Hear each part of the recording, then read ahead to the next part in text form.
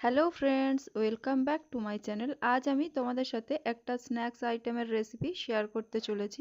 এই শীতের মরশুমে প্রত্যেকের বাড়িতে থাকা উপকরণ দিয়ে খুবই সহজে, ঝটপট, অথচ খুবই টেস্টি একটা স্ন্যাক্স আইটেম তোমাদের সাথে শেয়ার করছি। আজকের রেসিপি ফুলকপির পকোড়া। খুব সহজে তৈরি হয়ে গেলেও একেবারেই আন্ডার এস্টিমেট করা যাবে না, খুবই মজাদার খেতে হয়। একেবারে মুচমুচে ফুলকপির পকোড়ার রেসিপি আজ আমি তোমাদের সাথে শেয়ার করব, এবং যেটা অনেকটা বেশি সময় পর্যন্ত কিন্তু মুচমুচে থাকবে। তো ভিডিওটি স্কিপ না করে একদম শেষ পর্যন্ত দেখতে থাকো। আর আজকের আমার এই রেসিপি যদি তোমাদের ভালো লেগে থাকে তাহলে অবশ্যই চ্যানেলটিকে সাবস্ক্রাইব করে নিও। তো চলো রেসিপিটি স্টার্ট করা যাক।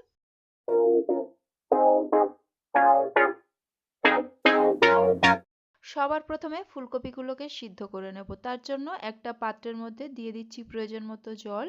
এই জলের মধ্যে 1 টেবিল চামচ মতো নুন অ্যাড করে দেব। আর এরপরে অপেক্ষা করব জলটা ফুটে ওঠা পর্যন্ত। দেখো জলটা ভালোভাবে ফুটে উঠেছে। এই পর্যায়ে এর মধ্যে আমি ছোট ছোট করে কেটে নেওয়া ফুলকপিগুলোকে দিয়ে দিলাম। এই ফুটন্ত জলে ফুলকপিগুলো দেওয়ার পরে আমি 2 মিনিট এই জলের মধ্যে ফুলকপিগুলোকে সিদ্ধ করে নিয়েছি। এরপরে গ্যাসের ফ্লেমটাকে আমি অফ করে দিলাম।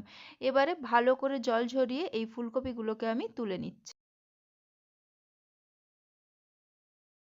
সমস্ত ফুলকপিগুলোকে তুলে নিয়েছি। এবারে একটা ব্যাটার রেডি করে নেব। তার জন্য একটা পাত্রের মধ্যে আমি বেসন দিয়ে দিলাম 1 কাপ, চালের গুঁড়ো দিয়ে দিলাম আমি 2 টেবিল চামচ, জোয়ান দিয়ে দিলাম 1/4 চা চামচ, জিরে দিয়ে দিলাম হাফ চা চামচ, বেকিং সোডা বা যেটাকে খাওয়ার সোডা বলা হয়ে থাকে সেটা দিয়ে দিলাম 1/4 চা চামচ, নুন দিয়ে দিলাম হাফ চা চামচ বা স্বাদ মতো, লঙ্কা গুঁড়ো দিয়ে দিলাম হাফ চা চামচ, হলুদ গুঁড়ো দিয়ে দিলাম হাফ চা চামচ, আর ধনে গুঁড়ো দিয়ে দিয়েছি হাফ চা চামচ।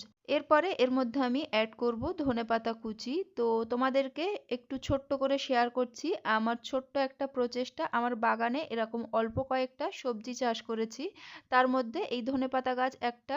তো ফ্রেশ ফ্রেশ একদম ধনেপাতা আমি আমার বাগান থেকে তুলে আনলাম, এনে এই ব্যাটারের মধ্যে অ্যাড করে দিচ্ছি। একদম সুন্দর মিহি কুচি করে অ্যাড করছি। আর যেহেতু ফ্রেশ ধনেপাতা, এর অ্যারোমাটা আরও সুন্দর আসবে, আরও বেশি আসবে।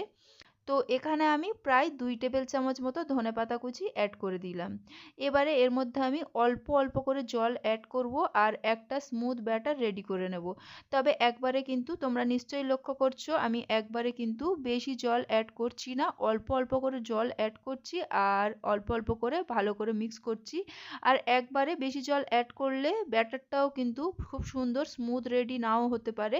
তার জন্য অল্প অল্প করে জল অ্যাড করে একটা সুন্দর স্মুথ ব্যাটার রেডি করে নিতে হবে। এখানে দেখতেই পাচ্ছ আমি তুলছি সঙ্গে সঙ্গে কিন্তু পড়ছে, একদম পাতলাও হয়নি ব্যাটারটা, আবার অত্যাধিক গাঢ়ও করিনি। তো আগে থেকে সেই যে ফুলকপিগুলোকে আমি সিদ্ধ করে রেখেছিলাম সেগুলোকে এবারে এক এক করে এই ব্যাটারের ভিতরে দিয়ে চুবিয়ে আর তেলে ভেজে নেব। ছাঁকা তেলে অবশ্যই করে ভাজতে হবে পকোড়াগুলোকে। আর তেলটা মিডিয়াম গরম হয়েছে তবেই কিন্তু এর মধ্যে আমি অ্যাড করেছি। আর সম্পূর্ণ পকোড়াগুলোকেও কিন্তু মিডিয়াম ফ্লেমে আমি ভেজে নিয়েছি। একেবারে ফ্লেমটাকে হাই করিনি, আবার একেবারে স্লোতেও রাখিনি, আর ওভার ক্রাউডও করিনি। প্রয়োজন মতো দিয়ে এরকম 2-3টে ব্যাচে সমস্ত ফুলকপির পকোড়াগুলোকে ভেজে নিয়েছি।